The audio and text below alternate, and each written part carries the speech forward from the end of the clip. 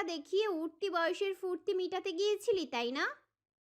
রোদের এমন জঘন্য কথা শুনে যুথি অনুনয়ের কণ্ঠে বলল, আপু তুমি ভুল বুঝছো। কোনটা ভুল কোনটা সঠিক আমি সেটা বুঝি না। একটা ছেলের রুমে গিয়ে তারই পোশাক পরে বের হয়েছিস, নিশ্চয়ই তোদের মধ্যে অনেক কিছু হয়েছে। ছি আপু তুমি এসব কি বলছো? আমার মেজাজ এমনি গরম, সত্যি কথা বল। দেখো আপু তুমি যেভাবে ভাবছো সম্পূর্ণ ভুল। আমি ওর সম্পূর্ণ কথা শেষ করার আগে দরজায় করাঘাত করার শব্দ পেয়ে দুজনেই সেদিকে তাকায়। রোদ দরজার দিকে থেকে চোখ সরিয়ে যুথির দিকে তাকিয়ে বলল, আমি যে তোকে চর মেরেছি এটা তুই কাউকে বলবি না, আর যদি বলিস। না আপু, আমি কাউকে বলবো না। আমি দরজা খুলছি। বলে রোদ দরজার কাছে গিয়ে দরজা খুলে দেখে ফারি ভ্রু কুঁচকে দাঁড়িয়ে আছে। ফারি রোদকে দেখে বলল, তুই এই রুমে কি করছো? সেটা কি তোকে বলতে হবে? না, তুমি তো কোনো কারণ ছাড়া এই রুমে আসো না, তাই জিজ্ঞেস করলাম। আমি যাচ্ছি। বলে একবার যুথির দিকে তাকিয়ে রুম থেকে বেরিয়ে যায়। রোদ চলে যেতেই ফারি যুথির কাছে এসে ওর দিকে তাকাতেই ফারির চোখে পড়ে যুথির গালে থাপ্পড়ের দাগ। থাপ্পড়ের দাগ দেখে ফারি ভ্রু কুঁচকে বলল, তোর গালে দাগ কিসের? নিশ্চয়ই রোদাপু মেরেছে, তাই না? আরে না আপু, মারতে যাবে কেন? তাহলে আরিশ ভাই মেরেছে? না না না, উনি মারেনি। তবে কি মিথ্যা বলছিস কেন? রোদাপু যে মেরেছে সেটা আমি ভালো করেই বুঝতে পারছি। আসলে দাঁড়া, আমি আরিশ ভাইয়ের কাছে বিচার দেব। না না না প্লিজ, দেখ এমনটা করিস না। তো আমি ওনার রুমে গিয়েছিলাম এটা ভেবে আপু মেরেছে। তোর ভাইয়ের রুমে যাওয়ার সম্পূর্ণ অধিকার আছে, তাহলে? কোনো রাইট নেই আমার ফাড়ি। আছে মৌ। বললাম তো নেই। মৌ, তুই ভাইয়ের দেখ ফাড়ি, আমি এসব কোনো কথা শুনতে চাই না। তুই আমার রুম থেকে যা। তুই না শুনলেও ওটাই সত্যি। কোনো সত্যি নেই। আমার কাছে মিথ্যা বলবি না। তুই যে এখনো ভাইয়ের কথা মনে করে বালিশ ভেজাও, সেটা কি আমি জানি না? তুই যাবি? কেন? আমি যাব কেন? তুই তোর অনুভূতি লুকাচ্ছিস। তুই ভাইকে ভালো। দেখ ফাড়ি, আমার এসব কথা শুনতে ভালো লাগছে না। দেখ, তুই মানিস আর না মানিস, আজ তোকে স্বীকার করতেই হবে। তোর মনে আছে 1.5 বছর আগের কথা, যখন তুই 8-এ পড়তি? তখন এক বিকেলে গার্ডেনে বসে আমরা সবাই চিরকুট খেলছিলাম। যুথির ফারির কথায় মনে পড়ে সে 1.5 বছর ফেলে আসা আগের ঘটনা। সময়টা প্রায় পড়ন্ত বিকাল, মানে দিনের সেই সময়টা যখন বিকেল প্রায় শেষ হয়ে আসে। সূর্য পশ্চিম দিকে হেলে পড়ে, আলো একটু নরম হয়ে নিভে নিভে আসে, আর চারপাশে এক ধরনের শান্ত আবছা স্নিগ্ধ পরিবেশ তৈরি হয়। ঠিক সেই সময়টা খানবাড়ির ছেলেমেয়েদের আড্ডা গল্প গান করার সময় হয়। কখনো কখনো আয়ানও থাকে, যদি ওর কোনো জরুরি কাজ না থাকে। আজ আয়ানের কাজ থাকায় সে এই সময়টা তার বোনদের দিতে পারেনি। যদিও আয়ান না থাকলেও তাদের আড্ডা মিস হবে না, আর আজকে তারা চিরকুট খেলবে এটাই সিদ্ধান্ত। সেই অনুযায়ী রোদ, ইভা, ফারি, যুথি, মনি সব কিছুই ঠিকঠাক করে আসর জমালো সবাই মিলে। আর নিয়মটা কাচের বাটিতে অনেকগুলো কাগজ, তাতে অনেক কিছু লেখা থাকবে, আর যার যেটা ইচ্ছা সেই কাগজটা উঠিয়ে সেখানে যেটা লেখা থাকবে সেটা করবে। প্রথমেই ইভা একটা চিট নাড়াচাড়া করে উঠিয়ে খুলে দেখলো তাতে লেখা, মা বাবাকে কতটা ভালোবাসো সেটা মিন করে ছোট্ট করে কবিতা বলো। ইভার চিরকুট দেখা হয়ে গেলে সবার দিকে তাকিয়ে বলল, নিঃশ্বাসে ভরে আছে মা বাবার নাম, তাদের ছায়াতেই আমার সব শান্তি। বাবার হাত ধরে হাঁটতে শিখেছি, মায়ের চোখ চেয়ে স্বপ্ন লিখেছি। আজ দূরে এসে বুঝি খুব ক্লান্ত আমি, ভালোবাসার খামে নেই আগের সেই অভিমান।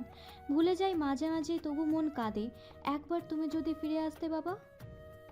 ইভা এতটুকু বলে থেমে বলল, আমার আর মনে আসছে না, এর থেকে বেশি এগোলে আপুর কথা খুব মনে পড়ে যাবে, আর তখন সবগুলো আবেগী হয়ে কেঁদে দেবো। এখন রোদকে বল চিরকুট ধরতে। রোদ চিরকুট ধরে দেখে তাতে লেখা, আমাদের সবার জন্য আজ সন্ধ্যার নাস্তা বানাতে হবে। এটা দেখে রোদ হাত পা ছড়িয়ে ছিটিয়ে বলল, হে মাবুদ, আমার কপালেই কেন এত বড় ঝামেলা জুটলো? রোদের কথা শুনে সবাই হু হু করে হেসে দিল। ফারি তো বলেই ফেলল। তোর ওটা পাওয়াই উচিত। ফারি রোদকে বলে যুথির দিকে বাটিটা ধরে চিরকুট উঠাতে বললে যুথির উপর থেকে একটা চিরকুট হাতে নিতে তাতে লেখা, তোমার প্রিয় মানুষকে ডেডিকেট করে একটা গান শোনাও আমাদের। যুথিও চিরকুটে প্রিয় মানুষ বলতে প্রথমেই ওর চোখে ভেসে ওঠে আরিশের মুখটা, সাথে সাথেই ওর মনটা বিষিয়ে যায়। বেরিয়ে আসে ভেতর থেকে এক দীর্ঘ নিঃশ্বাস। কিন্তু সবাই তো নাছোড়বান্ধা, চিরকুট যেহেতু ধরেছে এখন খেলতেও হবে, তাই চোখটা বুজে আরিশের কথা মনে করে গাইতে শুরু করলো। ঝরে যাওয়া পাতারি মতন ঝরে গেছি আজ আমি, কেন ভালোবাসোনি আমায়, হারিয়ে কোথায় তুমি।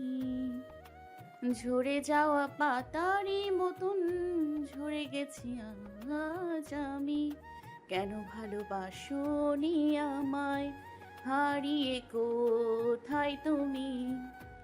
যুথিয়ার গানটা সম্পূর্ণ শেষ করতে পারেনি, তার আগেই ফুপিয়ে কাঁদতে শুরু করলো। কান্নার বেগ বেড়ে যেতেই যুথি খেলা রেখে উঠে দৌড়ে সোজা ওর রুমে গিয়ে বিছানার উপর উপর হয়ে শুয়ে হাতের উপর মাথাটা রেখে অঝরে কান্না করতে লাগলো।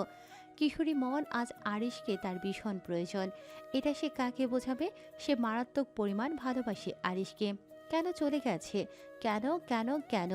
যুথি কাঁদতে কাঁদতে ভাঙা গলায় বলল, আরিশ ভাইয়া, আপনি আমার সেই জায়গায় থাকেন যেই জায়গা শত খুঁজলে না পাওয়া যাবে না অনুভব করা যাবে। শুধু এক আকাশ ভরা তিক্ততা নিয়ে পড়ে আছি আপনার প্রবাহে। ফিরে আসুন না আবারও সেই আগের মতো। মৌ বলে ডাকুন না, আপনার মৌ আপনাকে খুব মিস করছে। ফিরে আসুন। I am waiting for you. Yes, I waiting. Please come back ভাইয়া, প্লিজ কাম। তখন যুথি ওখান থেকে চলে আসতে সবাই খেলা রেখে উঠে আসে। রোদ ওখান থেকে এসে ওর রুমে যায়। ইভা বোনকে এভাবে চলে যেতে দেখে বোনের রুমে আসতে নিলে ফারি আগ বাড়িয়ে ইভার হাত ধরে বলে, আপু তুমি থাকো, আমি যাই। ইভাও আর নিষেধ করে না। ফারিকে যেতে বললে ফারি যুথির রুমে এসে যুথির কান্না পাশাপাশি বলা কথাগুলো শুনে যুথির পিঠের উপর হাত রেখে বলল, মৌ তুই ফারির কথা শেষ করার আগে যুথি উঠে বসে ফারির গলা জড়িয়ে ধরে কাঁদতে কাঁদতে বলল, ফারি, সবকিছু ছিন্ন হওয়ার পরেও আজও ভালোবাসি তো আমি ওনাকে। তাহলে উনি কেন আমার কাছে ফিরে আসছেন না? তুই ভাবে কান্না করলে কিভাবে হবে বল? আমি ওনাকে ছেড়ে থাকতে পারবো না তো। ভাইয়া চলে আসবে, এভাবে ভেঙে পড়িস না। যুথি তখনও ফারিকে জড়িয়ে ধরে অঝরে কাঁদছিল। বর্তমান যুথির এসব কিছুর ভাবার মধ্যে ফারি যুথিকে ওর দিকে ঘুরিয়ে ওর দু বাহুতে হাত রেখে বলল, কি হলো, কোথায় হারিয়ে গেলি? চুপ করে থাকবি না। এই 1.5 বছরে নিশ্চয়ই তোর ভালোবাসা ফুরিয়ে যায়নি। যুথি ফারির বারবার এক কথায় ওর হাত থেকে ফারির হাত সরিয়ে বলল, হ্যাঁ হ্যাঁ, ভালোবাসি, বাসতাম, বাসবো, কিন্তু আমার তাকে প্রয়োজন নেই। তাকে আমি যতটা পরিমাণ না ভালোবেসেছি তার থেকেও বেশি ঘৃণা করি। তুই ওনার সাথে আমার কোনো সম্পর্ক নেই। তুই এখন যা যা শোনায় সেটা তো শুনে। সময়ের বেগ টেনে কেটে গেছে 2 দিন। আরিশ রাজনৈতিক কাজে প্রায়ই রাত করে বাড়ি ফিরে। বাসায় খুব কমই থাকা হয় তার। আরিশ আজ আর বেরোয়নি, আয়নকে পাঠিয়েছে। তার নাকি কোনো প্রোডাক্ট আসবে। সময় সকাল 11:20। খানবাড়ির মহিলারা রান্নার কাজে ব্যস্ত। মনি স্কুলে গেছে। যুথিরাজকে পরীক্ষা নেই, তাই ও ওর রুমে। ইভা ভার্সিটি গেছে। রোদ ফারিয়ে বসার ঘরে টিভি দেখছে। এমন সময় দরজায় কলিং বেল বাজতেই রোদ উঠিয়ে দরজা খুলে দিতে দেখে একজন ডেলিভারি ম্যান দাঁড়িয়ে আছে। ওনাকে পার্সেল হাতে দাঁড়িয়ে থাকতে দেখে রোদ বলল, কে অর্ডার দিয়েছে? আমার কাছে দিন, আমি দিয়ে দেব। ডেলিভারি ম্যান রোদের হাতে পার্সেলটা দিয়ে বাইক নিয়ে চলে যায়। ডেলিভারি ম্যান চলে যেতেই রোদ পার্সেলটার দিকে তাকিয়ে কিছুটা অবাক হয়। এত ছোট্ট পার্সেলে কি অর্ডার করেছে আরিশ? রোদ ভ্রু কুঁচকে প্রাইসের দিকে তাকাতেই চোখ দুটো ছানা বড়া হয়ে যায়, কারণ সেখানে লেখা the price in Switzerland 1 million. এটা দেখে সাথে সাথে বলল, হোয়াট? এটা সুইজারল্যান্ড থেকে আনানো 1 মিলিয়ন, মানে বাংলাদেশি রেট 12,30,00,000 টাকা। রোদ কৌতূহল হয়ে পার্সেলটা ঘুরিয়ে ফিরিয়ে দেখতে দেখতে সোফায় এসে বসে পার্সেলটা খুলতে নিলে ফারি বলল, ডেলিভারি ম্যান তো বলল এটা আরিশ ভাইয়ার। তো তাহলে তুই আনবক্সিং করছিস কেন? তাতে তোর সমস্যা? আরিশ এনেছে আর আমি দেখবো না? রোদ ফাড়ির কথায় তেমন পাত্তা না দিয়ে পার্সেলটা আনবক্সিং করে দেখে। একটা মাঝারি লম্বা সাইজের চ্যাপ্টা বক্স, যেটা চকচকে কালো কাঠের তৈরি, ম্যাট ফিনিশে খুব যত্নে তৈরি করা। রোদ বক্সটা দেখে আরও অবাক হয়। এত নিখুঁত, এত সূক্ষ্ম, এত কম্বিনেশন। রোদের চোখ জোড়া বক্সের উপরেই আটকে যায়, এত নিখুঁতভাবে তৈরি করা দেখে। বক্সের উপর পিঠটায় খুব যত্ন করে খোদাই করে সুইজারল্যান্ডের লোগো দেয়া। রোদের বক্স এপিঠ ওপিঠ সম্পূর্ণ দেখা হয়ে গেলে বক্সে কী আছে দেখার জন্য বক্স খুলতে নিলে দেখে সেখানে একটা পাসওয়ার্ড। রোদের পাসওয়ার্ড দেখে বক্সটা খুলতে তেমন সমস্যা হয় না, কারণ পাশেই পাসওয়ার্ড কোড দেয়া ছিল। রোদ বক্সটা খুলে যেন চোখ কোঠায় ওঠার উপক্রম। সাথে এত সুমিষ্ট ঘ্রাণ বের হতে দেখে চোখটা বন্ধ করে নেয়। অতপর চোখ খুলে বক্সের ভেতরে দেখে নরম ভেলভেটের কাপড়ে মোড়ানো। রোদ কাপড়টা সরাতে কিছু ছোট ছোট এলইডি লাইট জ্বলে ওঠে হীরা মিশ্রিত স্বর্ণের চেইনের উপর। এটা দেখে রোদ কতক্ষণ যে চোখ দুটো বড় বড় করে চেইনটার দিকে তাকিয়েছিল সেটা হয়তো সে নিজেও জানে না। একটা সময় ধ্যান কেটে গেলে অবিশ্বাস্য কণ্ঠে বলে ওঠে, ও মাই গড, একটা চেইনের মূল্য এত! তাছাড়া আরিশ মেয়েলি চেইন দিয়ে কি করবে? এসব ভেবে রোদ চেনটা হাতে নিয়ে বাড়ির সকলকে বসার ঘরে চেঁচিয়ে চেঁচিয়ে ডাকছে। রোদের ডাকে সানজিদা খান, লিমা খান ও মেহজাবিন খান আসলেও মোমেনা খান রান্নাঘরেই রইলেন, কারণ সবাই তো আর একসাথে যেতে পারবে না। রান্নাটা চুলায় বসানো, তাই উনি আর আসেননি। ওনাদের আসতে দেখে রোদ চেইনের বক্সটা সানজিদা খানের সামনে ধরে বলল, বড় আম্মু দেখো, কি এটা? তোমার ছেলে আনিয়েছে। রোদ একটা নোট ওনার দিকে দিয়ে বলল, দেখো এই নোটটা পড়ে। সানজিদা খান রোদের হাত থেকে গোল্ডেন কম্বিনেশন করা একটা পেপার হাতে নিয়ে তাতে লেখা দেখে, limited to no more no less. এই হীরার চেইনটি পৃথিবীতে শুধুমাত্র 2টি কপি আছে। একটি সুইজারল্যান্ডের স্থানীয় বিলাসবহুল ধনী জিয়াং লুইজি গ্যান্টার এর ছেলে লুসিয়ানের বউয়ের জন্য তৈরি ও আরেকটি তৈরি অপর ছেলের বউয়ের জন্য। এই দুইটা ছাড়া এই গহনাটির আর কোনো প্রতিলিপি কখনো তৈরি হবে না। এটি একান্ত অমূল্য আর একেবারেই চিরন্তন। সানজিদা খানের পেপারটা পড়া হয়ে গেলে রোদের হাত থেকে চেনটা নিয়ে ঘুরিয়ে ফিরিয়ে দেখতে দেখতে ওনার চোখ জোড়া সরু হয়ে আসে। উনি রোদের দিকে তাকিয়ে কিছু বলবেন, তখনই আরিশ ফোন হাতে কথা বলতে বলতে সিঁড়ি বেয়ে নিচে নেমে আসে। সবাইকে এক জায়গায় জড়ো হতে দেখে ভ্রুকুচকে সেদিকটাই এগিয়ে গিয়ে বলল, কি হয়েছে এখানে? সানজিদা খান ছেলের আগমনে ওনার হাতে চেনটা আরিশের সামনে ধরে বলল, তুমি এনেছো? আরিশ পার্সেল পৌঁছে গেছে ফোন পেয়েই নিচে নেমে আসছিল পার্সেল নেয়ার জন্য, কিন্তু এখানে এসে দেখে পার্সেল আনবক্সিংও হয়ে গেছে। এটা দেখে আরিশের মেজাজ মুহূর্তে খারাপ হয়ে যায়, কারণ তার জিনিসে কেউ হাত দিক সেটা তার কোনো কালই পছন্দ ছিল না। আর এখন পার্সেল নিতে এসে সম্পূর্ণ খোলাতে গম্ভীর কণ্ঠে বলল, এটা আনবক্সিং করেছে কে আম্মু? রোদ? আরিশ রোদের কথা শুনে আগুন চোখে ওর দিকে তাকিয়ে বলল, তোর সাহস কি করে হলো আবার জিনিসে হাত দেয়ার? রোদকে চুপ করে থাকতে দেখে আরিশ জোরে ধমক দিয়ে বলল। কি হলো, চুপ করে আছিস কেন? রোদ আরিশের ধমক খেয়ে মিনমিন করে বলল, আসলে এত ছোট পার্সেলের এত রেট দেখে আমি কৌতূহল হয়ে পার্সেলটা খুলেছি। নেক্সট টাইম আমার কোনো জিনিসে হাত দেওয়ার আগে অন্তত 10 বার ভাববি। কিন্তু তুমি এত দাম দিয়ে এই চেন কার জন্য আনিয়েছো? কারো প্রশ্নের উত্তর দিতে আমি বাধ্য নই। সানজিদা খান আরিশের তেরা উত্তর শুনে বললেন, ওর প্রশ্নের উত্তর না দাও, আমার প্রশ্নের উত্তর দিবে? আম্মু, আমি কারো প্রশ্নের উত্তর কিংবা কারো মত চলতে পছন্দ করি না, এটা তো তুমি জানো। বুঝলাম, কিন্তু তুমি এটা আনিয়েছো কার জন্য? আরিশ বিরক্তি নিয়ে অন্যদিকে তাকিয়ে বলল, আমার বউয়ের জন্য। এই চেন পৃথিবীতে 2টো কপি, আর চেইনের অন্য কপি কোনো সাধারণ মানুষের কাছে না, বিলাসবহুল সুইজারল্যান্ডের স্থানীয় ধনী লোকের কাছে। তাহলে তুমি এর দ্বিতীয় কপি কোথায় পেলে? এটা বাবাই পাঠিয়েছে, আর এর অন্য কপি লুসিয়ান মানে ছোটর কাছে। ও, উনি পাঠিয়েছেন?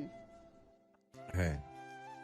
রোদ আবারও কৌতূহল হয়ে, এটা জানতে আরিশের সামনে গিয়ে বলল, তুমি কাকে বউ বলছো? আমার মৌকে। কোনো সম্পর্ক নেই ওর সাথে তোমার, কারণ বড় আম্মু তোমার সাথে তার রোদের কথা সম্পূর্ণ করতে না দিয়ে সানজিদা খান রোদকে একপাশেই টেনে নিয়ে গিয়ে আস্তে করে বলল, তুই কি বলতে চাইছিলি ওকে?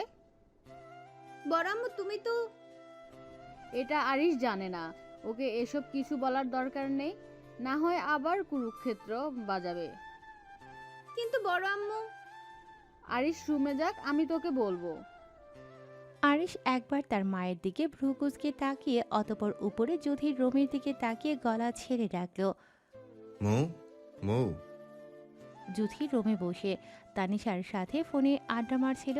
তখন আরিশের ডাক শুনে ফোনটা কেটে উঠে দাঁড়ায় আর মনে মনে ভাবে।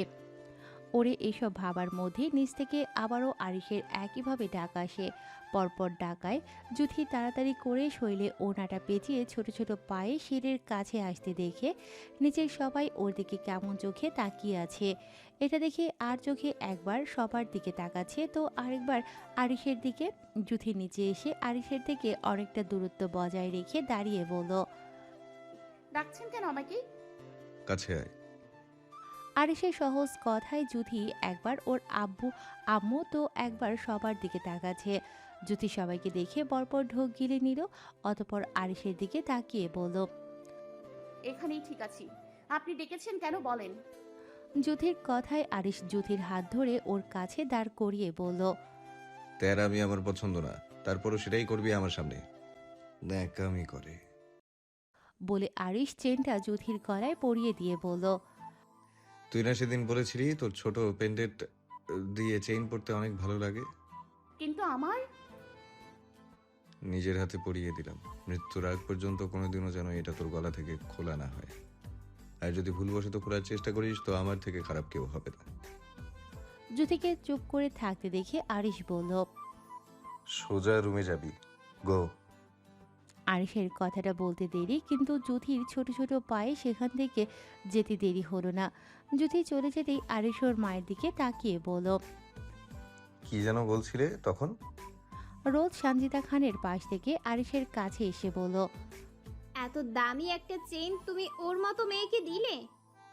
মৌ আমার কাছে পৃথিবীর সবকিছুর ঊর্ধ্বে দামি, আর সেখানে সামান্য চেইন।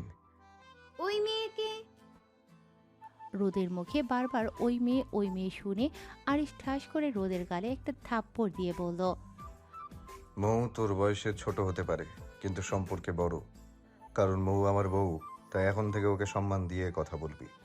আর যদি সেটা না পারিস তো তোর ওর সাথে কোনো কথা বলার প্রয়োজন নেই। বলেই আরিশ সিঁড়ি বেয়ে রুমে চলে যায়। আরিশ চলে যেতেই রোদ ভেজা চোখে ওর বড় আম্মুর দিকে তাকিয়ে বলল, বড় আম্মু তুমি তো বলেছিলে আরিশ দেশে ফিরলে তুমি আমাকে তোমার ছেলের বউ বানাবে, তাই তো আরিশ চলে যেতে ডিভোর্স পেপার বানিয়ে সেখানে যুথির সাইন নিয়েছিলে, তাহলে এখন? বলেছিলাম রোদাম্মু, কিন্তু সে কথা আমি রাখতে পারছি না। আর ডিভোর্সের কথা আরিশ জানে না, আমি ওকে জানাতেও চাই না। তাছাড়া সবচেয়ে বড় কথা, সেদিন আমার চাপে পড়ে মৌ ডিভোর্স পেপারে সাইন করেছিল, কিন্তু আরিশ সাইন করেনি। সেই সাপেক্ষে তাদের ডিভোর্স এখনো হয়নি, কারণ একজন সাইন করলে তো আর ডিভোর্স হয়ে যায় না, দুজনারই সাইন করতে হয়। বড় আম্মু আমি তো আরিশকে ভালোবাসি। দেখ মা, আমি তোর অবস্থা বুঝতে পারছি, কিন্তু এইসব বিষয়ে আরিশ জানলে আবারও রাগারাগি করে বাড়ি ছেড়ে চলে যাবে। সানজিদা খান এতটুকু বলে দীর্ঘ নিঃশ্বাস ফেলে আবারও বললেন, ও আজ দেশে ফিরেছে কতদিন পর, কিন্তু ওর আব্বুর সাথে একটা কথাও বলেনি। এখন আবার এই বিষয় নিয়ে বাড়াবাড়ি করে ও চলে যাক, আমি মা হয়ে এটা চাইছি না। রোদ তার বড় আম্মুর কথা শুনে ফুপিয়ে কাঁদতে কাঁদতে সোফায় বসে পড়ল। সেও তো তার বড় আম্মুর কথায় আরিশকে নিয়ে স্বপ্ন বুনেছিল। মাঝপথে এসে যদি স্বপ্নটা নিমিষেই উধাও হয়ে যায় তখন প্রতিটা মানুষই ভেঙে পড়ে। ওই যেমন পাখি একটা একটা করে বন নিয়ে তার বাসা বনে, রোদও ঠিক প্রতিটি দিন একটা একটা করে আরিশকে নিয়ে স্বপ্ন বুনত। কাউকে ভালোবাসে কি অন্যায়? একদমই না। রোদকে কান্না করতে দেখে সানজিদা খান ওর পাশে বসে মাথায় হাত বুলিয়ে বলেন, রোদাম্মু, তুমি কান্না করো না, আমি তোমাকে আরিশের থেকেও ভালো ছেলের সাথে বিয়ে দেব। রোদ ওর বড় আম্মুর দিকে ফিরে গলা জড়িয়ে হাউমাউ করে কান্না করতে করতে বলল। বড় আম্মু, প্রায় বিকেল গড়িয়ে এলো। আয়ান বাইক নিয়ে বাড়িতে আসার সময় তানিশাদের বাসার সামনে দাঁড়ালো। আজ 2-3 দিন ধরে তার প্রেয়সীকে দেখা হয় না, কোথাও হয় না। এখন তার প্রেয়সীকে এক নজর দেখবে, একটু কথা বলবে, তারপর এখান থেকে যাবে, আর নয়তো না। আয়ান এসব ভেবে ওর পকেট থেকে ফোনটা বের করে তানিশাকে ফোন দিতেই প্রথমবারের রিসিভ হলো না, দ্বিতীয়বারেও হলো না। আয়ান বুঝতে পেরেছে তানিশা ইচ্ছে করে ফোনটা ধরছে না, কারণ সেদিন যে লজ্জাটাই না আয়ান তানিশাকে দিয়েছিল, সেটা কি সে এত তাড়াতাড়ি ভুলে গেছে? না, কখনোই না। আয়ান বার কয়েক ফোন দিতেই তানিশা ফোনটা রিসিভ করে কণ্ঠ নামিয়ে বলল। বারবার ফোন দিচ্ছেন কেন? নিচে আসো, তোমার সাথে কথা আছে। আমি আসতে পারবো না। তুমি আসবে নাকি আমি উপরে আসবো? দেখুন, ভালো হচ্ছে না কিন্তু। যা দেখার বাসর ঘরেই দেখবে। এখন ফোনের মধ্যে আমি কিছু দেখতে পারবো না। মানে? তুমিই তো বললে দেখুন, তাই তো বললাম। এখন দেখবো না, বাসর ঘরে দেখবো। আপনি আপনি একটা তোমার জামাই। বলে মুখ টিপে হাসল। নিচে আসো, আর নয়তো আমি উপরে। এই না না, আপনি দাঁড়ান, আমি নিচে আসছি। গাঢ় টকটকে হলুদ কালারের ভেতর ছাই কালারের কম্বিনেশন করা একটা গোল কুচি দেওয়া ফরক, সাথে ম্যাচিং সালোয়ার ওড়না, নাকে একদম ছোট্ট ডায়মন্ডের সাদা নাকফুল পরা, ঠোঁট দুটো গোলাপি রঙা, সব মিলিয়ে যেন অসম্ভব সুন্দর লাগছে তানিশাকে। তানিশা বাইকের কাছে এসে দাঁড়াতেই আয়ান বাইক থেকে নেমে হুট করে তানিশাকে ওর বুকের সাথে জড়িয়ে ধরে বলল। আহ, এখন শান্তি লাগছে। আরে কি করছেন কি? ছাড়ুন আমাকে। নড়াচড়া করো না। কিন্তু সে কি আর আয়নের কথা শুনে? মোটেও না। আয়ান জড়িয়ে ধরতেই আয়নের কাছ থেকে ছাড়া পাওয়ার জন্য আয়নের বুকে তখন থেকে থাপড়াথাপড়ি করেই যাচ্ছে। আয়নের কাজে ব্যাঘাত পেতেই আরও শক্ত করে তানিশাকে জড়িয়ে ধরল, যাতে ও নড়াচড়া করতে না পারে। আয়ান তানিশাকে এতটা জোরে ওর সাথে চেপে রেখেছে যে তানিশা নড়াচড়া পর্যন্ত করতে পারছে না। একটা সময় বিরক্ত হয়ে শান্ত হয়ে যায় তানিশা। আয়ান অনেকক্ষণ জড়িয়ে থাকার পর তানিশাকে ছেড়ে দিয়ে ওর দিকে তাকাতেই ভীষণ মায়া হয় ওর। অতপর আয়ান ওর হাত দ্বারা তানিশার গালের দুই পাশে আবদ্ধ করে, পরপর দুটো মুখমণ্ডলে চুমুতেই ভরিয়ে দেয়। হঠাৎ এমনটা হওয়ায় তানিশা কিছুটা ভ্যাবাচ্যাকা খেয়ে যায়। আয়ানকে ধাক্কা দিয়ে দূরে সরিয়ে দিয়ে কণ্ঠ নামিয়ে বলল। আপনি দিন দিন অসভ্যতামি করছেন। হবু বউয়ের সাথে একটু একটু অসভ্যতামি করাই যায়, কি বলো? মুখ চেপে অন্যদিকে তাকিয়ে। আপনি কি এসব করার জন্য আমাকে ডেকেছেন? বলতে পারো, একদমই তাই। এটা শুনে তানিশা চলে যেতে নিলে আয়ান ওর হাত ধরে পেছন দিক থেকে জড়িয়ে ধরে, তানিশার ঘাড়ে মুখ ডুবিয়ে বলল। খেয়েছো দুপুরে? দেখুন, আপনি কিন্তু বাড়াবাড়ি করছেন। কিছু জিজ্ঞেস করেছি। তানিশা এক প্রকার বাধ্য হয়ে বিরক্তি নিয়ে বলল। হুম, খেয়েছি। পরীক্ষা তো আরেকটা আছে, তাই না? হুম। নিজের যত্ন নেবে। হুম। তোমাকে দ্বিতীয়বার যেন ফোন দেওয়া না লাগে, প্রথম কলেই রিসিভ করবে। আয়ান তানিশাকে চুপ থাকতে দেখে ওকে ছেড়ে দিতেই তানিশা আয়ানের থেকে অনেকটা দূরে সরে দাঁড়াতেই আয়ান আর কিছু না বলে বাইকে উঠে তানিশাকে। আসছে, রাজনীতি করে পাশাপাশি বড়লোক বলে যা চাইবে সেটাই হবে নাকি? আবার বলে হবু বউ। আরে বেটা, দরকার পড়লে তিশার মতো সুগার ড্যাডিকে বিয়ে করব, তাও আপনাকে করব না। ও থুরি, ওই তিশা তো টাকার জন্য বুইড়াটারে বিয়ে করছে, তাহলে আমি কেন সুগার ড্যাডিকে বিয়ে করব? কি বলতে কি বললাম আল্লাহ জানে। আল্লাহ, তুমি সুগার ড্যাডির কথাটা শূন্য না, সবই লোকটার জন্য হয়েছে, খচ্চর বেটা ছেলে। বলে চলে যায়। আয়ান চলে যেতেই তানিশা রাগি ফেস করে হালকা চেঁচিয়ে বলল। বলে ধপধপ পা ফেলে বাসার ভিতরে চলে আসে। তখন যুথি রুমে আসার পরে আয়নার সামনে দাঁড়ায়। যুথির চোখ জল করে ওঠে যখন হীরের চেনটার উপর চোখ পড়ে। ওর হাতটা আনমনে চেনটার উপরে রাখে। যুথির চেনটা খুঁটিয়ে খুঁটিয়ে দেখার সময় ফাড়ি চেইনের বক্সটা হাতে নিয়ে ওর রুমে এসে যুথিকে চেন ধরে আয়নার সামনে দাঁড়িয়ে থাকতে দেখে বলল। পছন্দ হয়েছে? কি হলো, চুপ কেন? জুথি আয়না থেকে চোখ সরিয়ে ফারির দিকে তাকিয়ে বলল,